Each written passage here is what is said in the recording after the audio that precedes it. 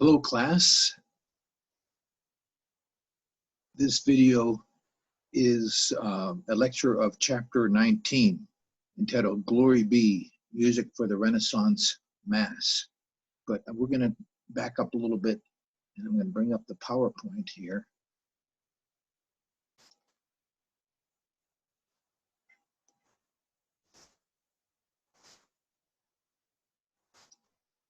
And chapter 19, the key points for this chapter, and then we'll kind of back and fill here. This is the most solemn ritual of the Catholic Church is the Mass. Always these words in bold type are words that you should know what the meaning are, right? Or meaning is. The Mass, a daily service with two categories of prayers. It's the ordinary and the proper.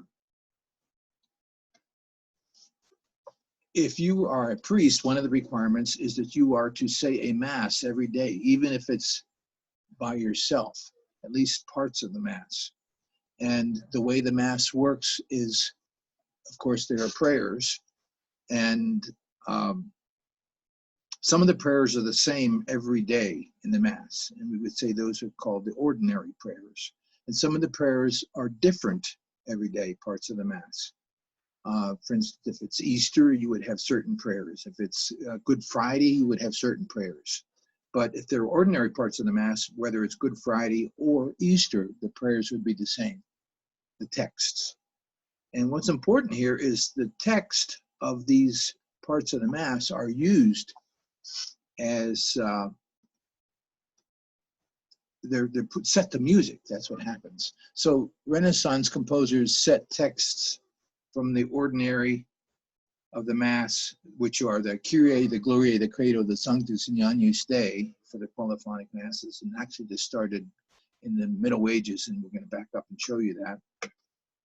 And here from the key points are that reformers such as Martin Luther, and we've mentioned him, and we're going to talk a little bit more about him today, or at this video lecture, and Calvin believed that monophonic congregational singing in the vernacular should define Christian worship, while the Catholic establishment preferred trained singers and polyphony. Different attitude. And then Giovanni Pierluigi da Palestrina, and we're going to sample a prayer, set to music from the Pope Marcellus Mass. And so he named this Mass after his boss, the Pope at the time. And because it met the Council of Trent's demands for a cappella singing with clearly declaimed text, and we're going to find out what happened with this Council text. So, Council of Trent, sorry. So let's talk a little bit. It says the Mass, the principal daily service of the Catholic Church. And in Latin, it's Missa Solemnis. And of course, all the prayers of the Catholic Church were said in Latin until early 1960s, when I was a young boy and studying to being an altar boy in the Catholic Church. And again, all the prayers were in Latin. And then after the ecumenical council in the 1960s, it was decided that Mass could be said in the vernacular. Remember, the word vernacular means in the language it's commonly spoken. And so you could speak it, say the Mass in Latin if you chose, or in English or German or French or Spanish or whatever language you want. And of course, in El Paso here, we have the Mass is said sometimes in Spanish and sometimes in English, which is perfectly okay now. And again, the proper and the ordinary parts of the Mass. So it's important that the ordinary parts of the Mass, right, do not change. They're the same every day. And the proper parts of the Mass change every day, whether it's Christmas or the day after Christmas. And here are the parts of the Mass that are commonly used, the ordinary. There are more than these parts of the ordinary parts of the Mass, more parts of the ordinary than just these, is what I'm trying to say. but these Kyrie, Gloria, Credo, Sancti Anus Dei, and generally not the ita, missa, est, which means the mass is ended, I believe. So remember Gaium de Machaut from the Middle Ages. We listened to some secular music from him, and he lived from 1300 to 1377, and he wrote this, the first complete mass. There were composers that had written sections of the mass, the Kyrie, Kyrie, or the Credo, or whatever, but Gaium de Machaut was the first composer to write and use all of these prayers, including the ita, missa, est, and set them to music. We're going to sample the Kyrie from his mass, which is called the Notre Dame Mass, and he did work at the Notre Dame Cathedral. And remember, he used this Ars Nova style oftentimes, and it's very regimented way of writing music, that it has lots of rules. And the big thing is that it's called isometric form, where the meter and the melody are considered two different elements and are not necessarily together. So that the meter is a certain pattern that might be 4 measures long, and the melody might be 6 measures long. And so the melody doesn't always have the same rhythm. The melody may be repeated, but the second time or the third time or the fourth time, it may have a different rhythm. Consequently, the music is kind of odd sounding and very intellectual. Some say we haven't seen anything that intellectual until we get to the 20th century. Anyway, note that this is Middle Ages music, and it's polyphony. There are 4 music parts, 4 voice parts, and there are some instruments playing as well. But lock in your mind the sound of this isometric music. And Ars Nova, incidentally, means the new art, and as opposed to what they called the Ars Antiqua, the old art. Here, let's listen to this piece of music, at least part of it.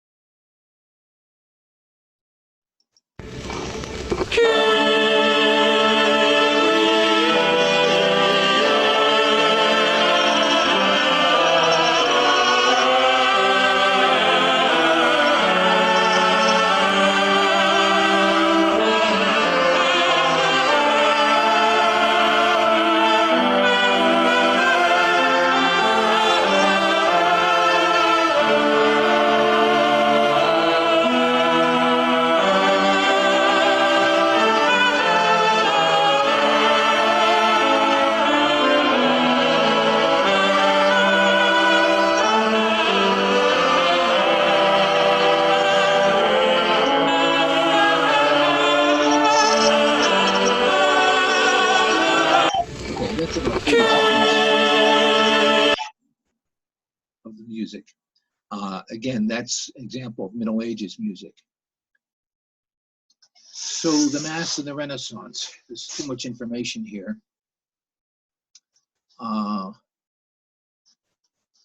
But it was a challenge, and it was the avant-garde music in the Renaissance, that if you're a composer, and if you were any kind of a composer that wanted to achieve and improve your success and your abilities, you would write a mass or many masses.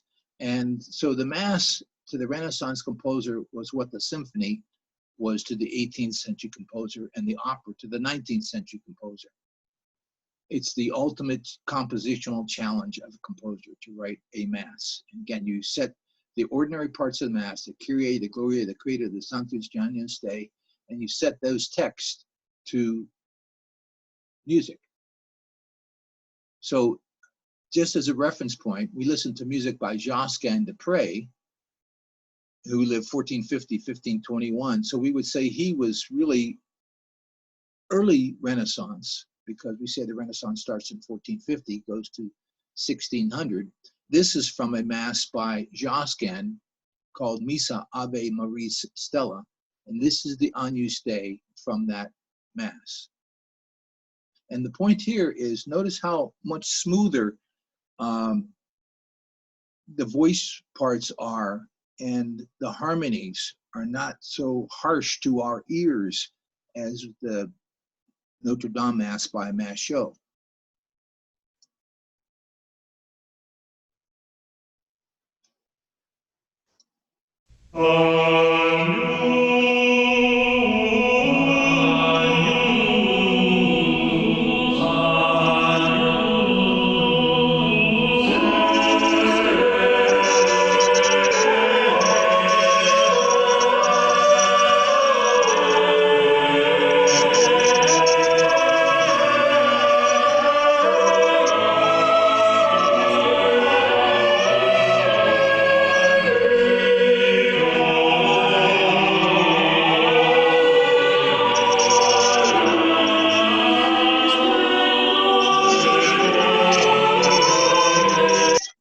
So what do you notice about the style of the music? Well, it's polyphony, right? It starts in the beginning with the Agnus Dei, and they say Agnus, on another one, Agnus. And so this is called imitative polyphony.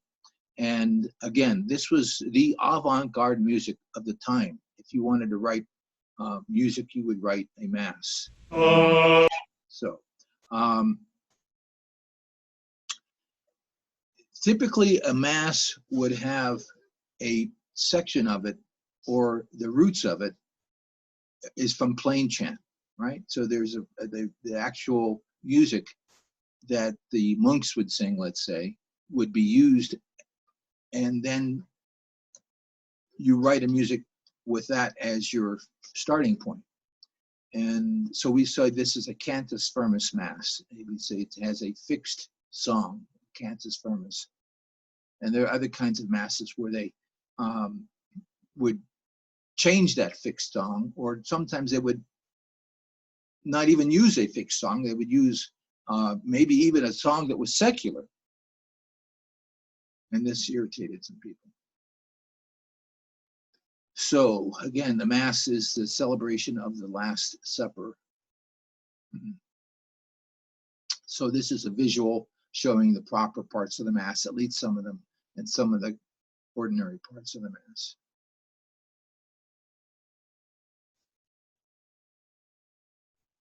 Now, Martin Luther caused a lot of problems for many people and solved problems for many people. He's a very important individual, 1472, 1553, because he was the first well-known individual that successfully stood up to an institution and used words and laws to save himself and prove his points.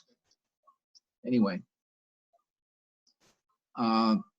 so Martin Luther was actually a priest, and he and others felt that there were a number of things that were not right with the church, and he posted 95 theses in 1517. These were objections they had, and he posted them on the main church door. And he didn't really want to start a new religion, but as it turned out, a lot of people were like, yeah, go for it. And they started the Lutheran religion. So the Catholic Church, because of Lutheran, a lot of people agreed with Martin Luther, and they started the Lutheran Church. And so the Catholic Church is realizing that their attendance is down, right? And people are even the ones that didn't leave the church are saying, you know, maybe we ought to consider what they're complaining about. And so they did. And they had an ecumenical council. There are have been many ecumenical councils in the Catholic Church, and they had the Council of Trent from 1545 to 1563, and they trying to decide what they should do that, you know, made Martin Luther and his group and his followers so angry and disgusted that they started their own church. So some of the things that we're complaining about were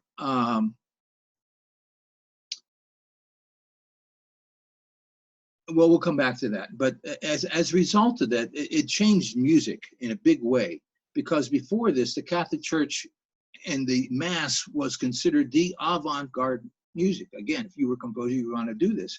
After the Council of Trent, and they put requirements on the composers in a way like a censorship.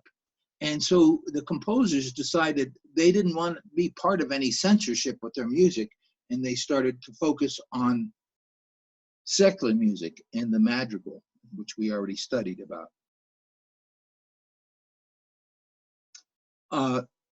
In the early Renaissance, dozens of composers wrote hundreds of masses.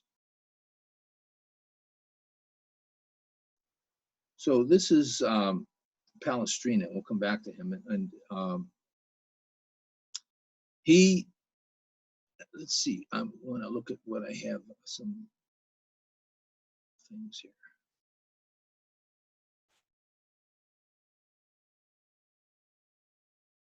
Okay. I guess we'll come back to that and do that in another chapter.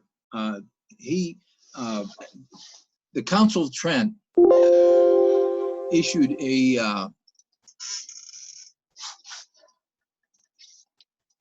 number of things to complain about, and one of them was, let me plug in my computer, was that you couldn't understand the words. And if we listen to that Josquin early mass that I played just a few minutes ago, there's with all of the polyphony, and you're singing Ave Maria, and one group is singing Ah, and the other group is part of the singers are singing Ve, and another group is singing Ma. If you're a listener, you can't understand what the words are, and this was one of the objections of the church. So Palestrina, after the Councils, Trent happened to be the right guy at the right place to write music that satisfied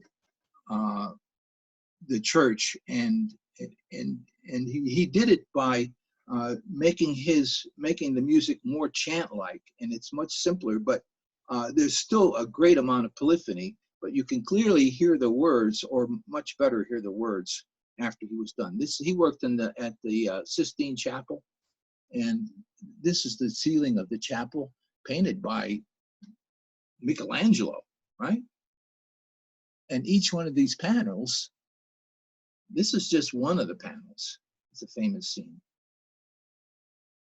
Of course, this is God and this is man, and if you notice, the man is nude and God is clothed, and he's passing on something to the human. Notice God's finger and man's finger, they don't touch. Anyway, there's a lot of meaning in art, more than just painting. So again, Palestrina wrote a cappella masses, and over 100, as a matter of fact. And we're going to sample from his mass called the Pope Marcellus Mass, and it's written for 6 voices. And at this time, women did not sing in these groups. It was boys would be sopranos, or men singing in falsetto. So the choir consists of a soprano, alto voice, 2 tenors, and 2 basses. That's 2, 4, 5, 6, right? All male. Again,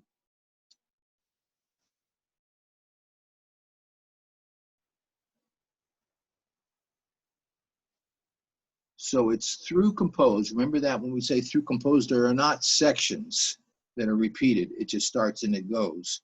And it starts with a monophony, and then there are homophonic, homorhythmic sections, right, where everybody sings the same rhythm, even though not the same notes, and then polyphonic, where they don't sing the same rhythms or the same notes at the same time. So let's, the importance here, it broke the monopoly, the effects of the Reformation, right? Again, it broke the monopoly the Roman Catholic Church had on sacred music in Europe. Sacred music moved from being the most important and fashionable music in Europe to being less important than growing secular genres like the madrigal in the early 16th century and the opera in the 17th century.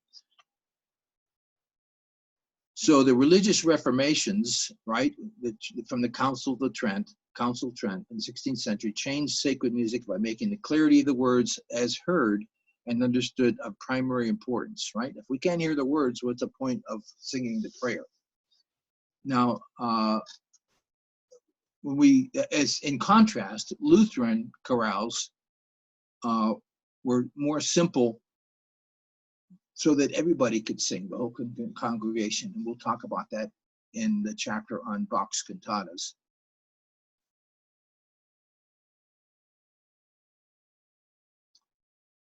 So again, the Mass was no longer the avant-garde music.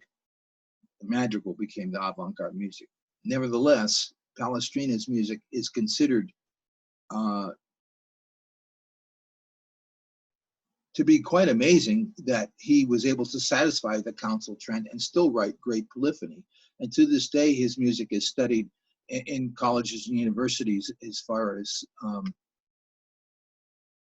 the polyphony, how it works. So no other composer before Bach is so well known by just his name as Palestrina.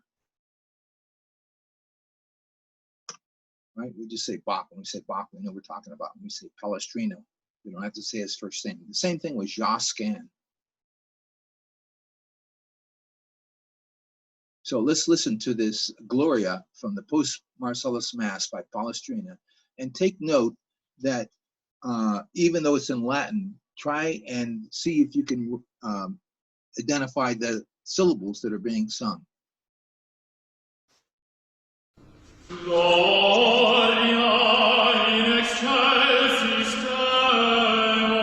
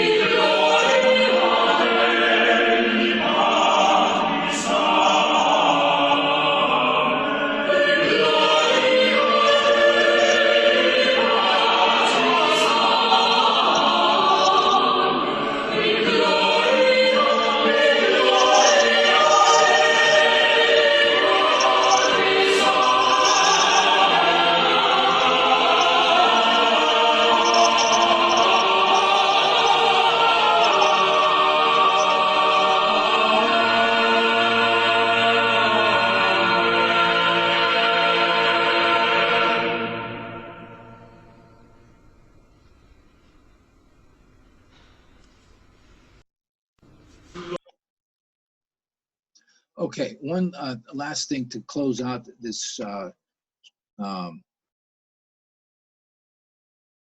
chapter 19 on the Mass is, why would you write a Mass? Beethoven wrote a Mass. Leonard Bernstein, who we listened to his music, he wrote the West Side Story, the musical. He wrote a Mass. Why would you write a Mass? Well, maybe to make a point. It's a lot of work to make a point. Maybe you're religious. Maybe you hope it'll get you to heaven. Maybe somebody paid you to do it. But I guess really the bottom line is the Mass and the text from the ordinary is still used to this day by composers to write a piece of music. That concludes our chapter 19.